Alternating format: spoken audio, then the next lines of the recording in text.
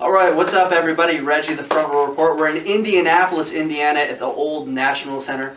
I've got the guys from Otherwise. Reg, good to see you again, man. Good to see you guys again. Last time I caught up with you, I think it was January, mid-January, in the blistering cold in Fort Wayne on the Stone Sour and Papa Roach tour. We were just in Fort Wayne last night. Yeah, second night of the tour for you guys. You were at that same place, Pierre's, last night with 3 Days Grace. Yeah, it was packed, man. It was a good show, and Fort Wayne's always good to us. The last time we played here, it was just a couple weeks ago with Seven Dust, and that was a great time too. So that was the start of our tour. That was the start of the beautiful relationship. Apparently we start every tour in Indiana. Yeah, not a bad thing. Yeah. Start of a beautiful, beautiful relationship. Yeah, we do. We started the Seven Dust tour here. We started our very first tour. Our very first tour with Pop Evil in Indiana. Nice. In Muncie. Yeah. And then now this tour with 3 Days Grace. Yeah, so. Nice. Not a bad city to start a tour, and Indiana definitely knows how to party and throw it down. Yeah. That's one thing I've noticed. Just the Midwest in general. We've noticed as well. They also No, I didn't know this. No? No? You will get you that memo tonight. Indiana also knows how to pull you over and search your bus too. Yeah, that's true. Indiana cops are the worst. Yeah. Next to Iowa cops, where I'm from. Oh, Iowa cops Yeah. are pretty bad. Those are pretty bad. Yeah. These Indiana cops weren't too They were bad. nice. We tried to tell them that we had a song called Soldiers, Man, that the police liked. They didn't help us out any of this thing. Well, I mean, they didn't take us in, which is good. That's good. That's good. Well, you're here. We're so here. Yes. You made it. We made it. Yeah, you guys started the last tour, the Seven Dust tour here. You're on the deluxe in the basement in the small room. Yeah. Moving up to the big room, the Egyptian room. Just one of my all-time favorite places to see a concert. It's beautiful. Have you guys played Yeah. it? No, but we just sound checked. It was pretty cool. Yeah. First show I saw there was Chevelle with Sick Puppies like 4 years ago. Nice. And so then I saw Lamb of God there last year, and a little bit different environment. I was, I can imagine. So I think that was Randy's first full tour back from being in prison. How So did the Shriners take to the moshers? I don't think they've been back yet. So how's the tour going overall? We're on tour with 3 Days Grace right now, second night. How's it going? I mean, dude, we'll see. We'll see if it's anything like last night. This ought to be a pretty damn good tour. Yeah, So, absolutely. Yeah, Absolutely. It was a lot of fun. Playing Fort Wayne last night. It's great to sit in play in front of a room that's just packed. Like it's a different energy. Yeah. And even the last time we played here with Seven Dust, the small room downstairs, which isn't really that small, was packed also, and that was amazing. So, it's good to be back here, man. It's a cool little spot, and there's all kinds of cool stuff. Last time we walked around and partied in downtown Indiana, it was pretty rad. Nice. Yeah, there's some cool spots downtown Indianapolis, especially. Even up in Fort Wayne, there's some great spots up there. You guys are supporting the new album, the debut, True Love Never Dies, which is one of my favorite debuts probably ever. Great record.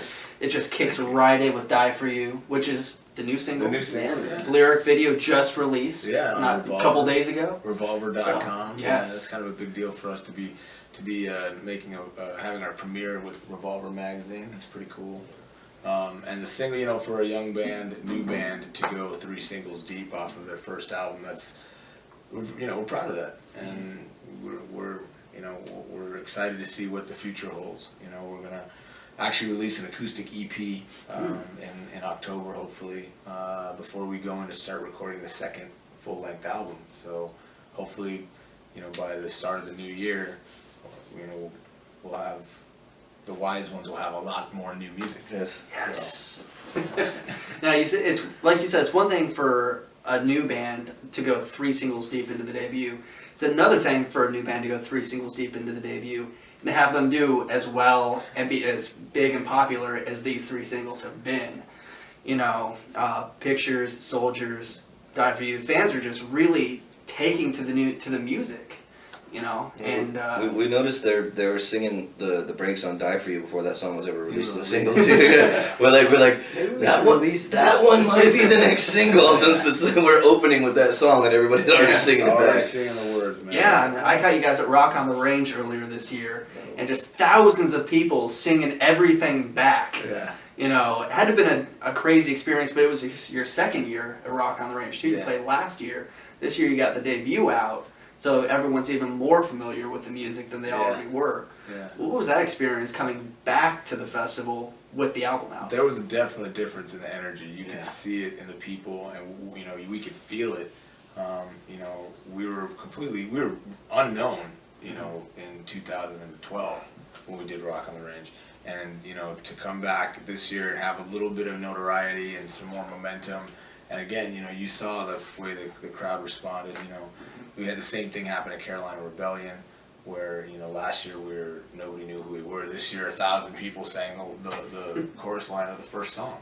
And, you know, they helped us pick which single was going to be next. So Nice. Those have been amazing experiences, and we just hope it keeps getting bigger, man. Yeah, like last year I'd say it was like we knew that no one knew who we were, so we felt like we had something to prove to like try to make a statement. And this year we're like, okay, well, it looks like some people know who we are, so now we have something to prove because we got to prove that we're here for a reason now. You know? Got to back it up. Yeah, exactly. It's like two different feelings, but the same, you know, adrenaline rush and motivation for sure. Nice. All of the songs on the record are very personal, very, you know, from the heart. And a lot of them I know specifically come from very personal experiences, which I think fans really take to a lot more than other songs sometimes. But I think what fans maybe don't think about is when you're playing and writing songs that are so personal, is it hard to perform those songs live sometimes?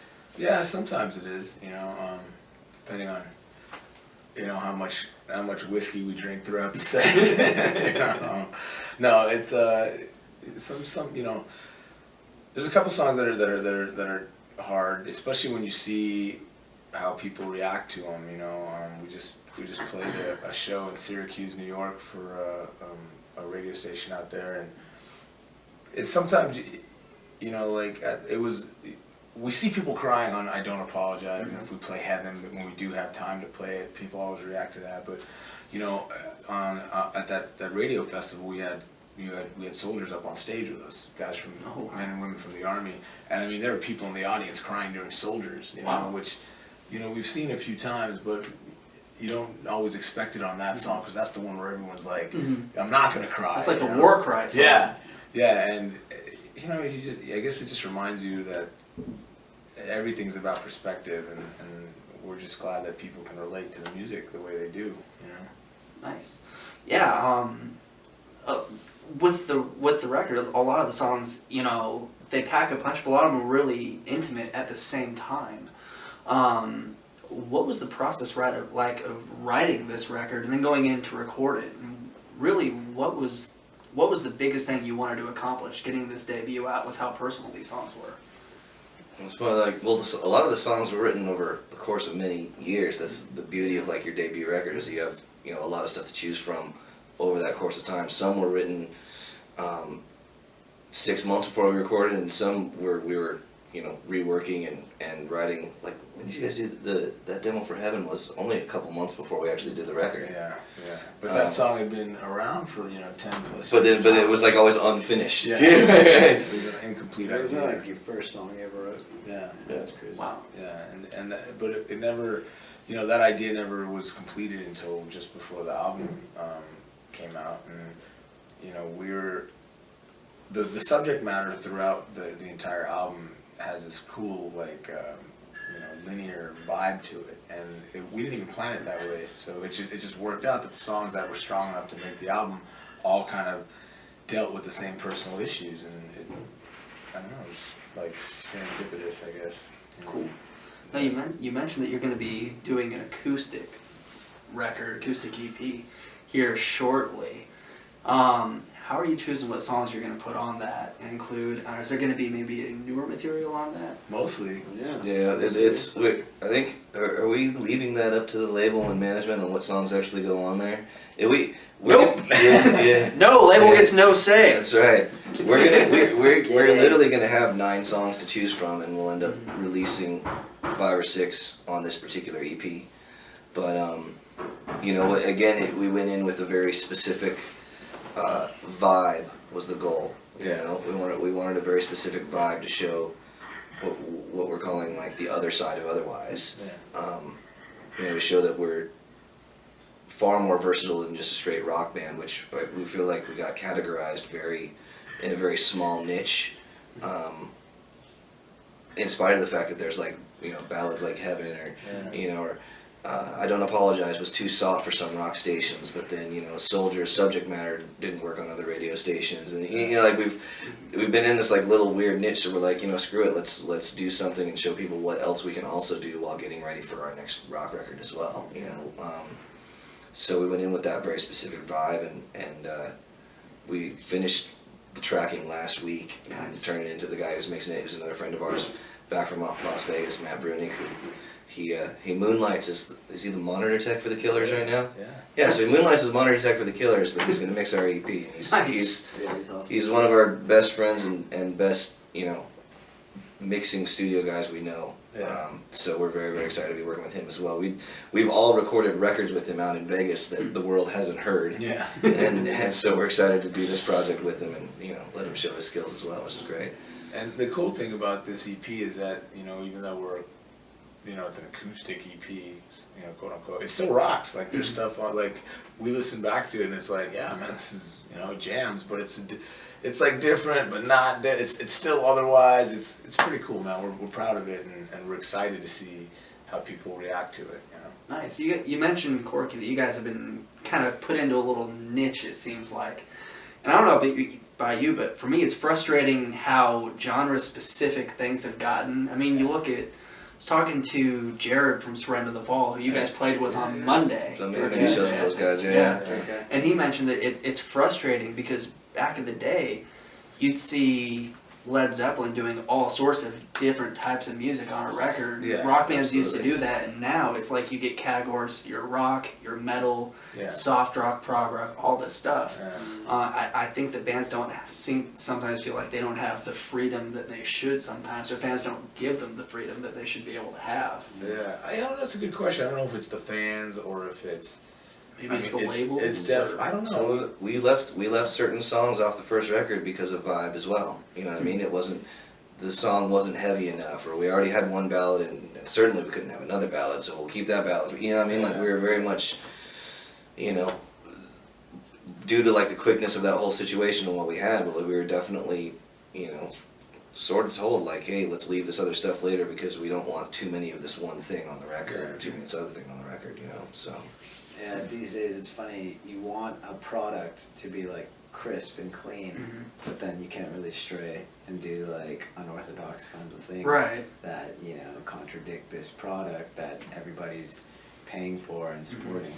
I don't think plus like, we're going to be on the road supporting this record for a full 2 years, and I don't think any of us, well, I know we didn't know how long, I certainly didn't expect to be on the road for 2 years on the one record. I expected like, we'll put this record out, we'll be on the road for a year, and then boom, we'll be doing the next thing, and instead like, you know, we're still out on the road slugging away, and frankly we did this acoustic EP during about a week that we were home on break, and then the rest of it has literally been tracked and edited days off on the road, on the bus, and on days off on the road. Like we had a 3-day gap last week, and chose instead of, you know, vacationing, we went into a guy's home studio and finished tracking Double the EP. B Productions, That's right. Grand Rapids, Michigan, baby. Yep. Went straight in there, finished tracking, and then, you know, Andy and I finished editing it that week, and then sent it off to Matt over the weekend. But it's just been, you know, I thought bands got time off the road to work on recording, but not us. Man. So you guys had a break. You guys had time in between tours? We had just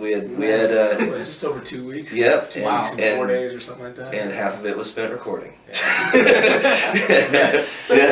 But also, fans keep demanding you guys, want to see you guys. You guys keep getting requests, and people want to see Otherwise live, which it's really a huge year for us. Yeah. We've toured with like some very big bands.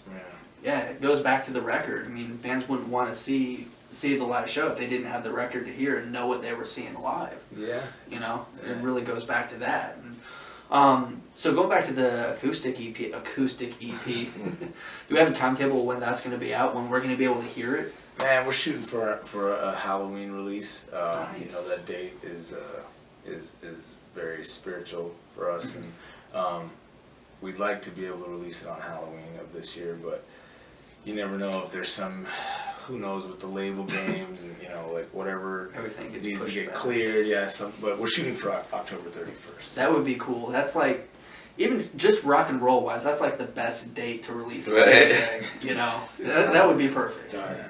Absolutely. So and the EP is, it's dark and it's heavy, but it's not hard. If that makes sense, you know what I mean? It's Yeah. like it's as far as like subject matter and vibe goes, it's pretty cool, man. And We're happy. we're really happy with it. So. The three of us are like giddy little boys listening to it back on the boat. We're like, yeah, that song's great. It's good, right? No, it's good, right? I'm pretty sure it's good, right? It's good. Like, you guys should call it Otherwise the Other Side. Absolutely. Just like you said, that would be. The working title right now is In the Meantime, I like it. and then the subtitle is The Other Side of Otherwise. I like it. Or the alternatives. Or the alternative Ooh. side of Otherwise. I like it. Guys, thank you so much. It's been great. Reg, thank you, brother. It's always good to see this guy. Yeah, it was good to catch up with you again. Hopefully we can catch up again sometime soon. Yeah, absolutely, Maybe- man. maybe Enjoy rock the show on- tonight, alright? Oh, absolutely. Maybe we'll see you rock on the range again next year. Yeah. I'm pretty sure you will. Yes. Absolutely. All right, guys. Thanks. Thanks so much.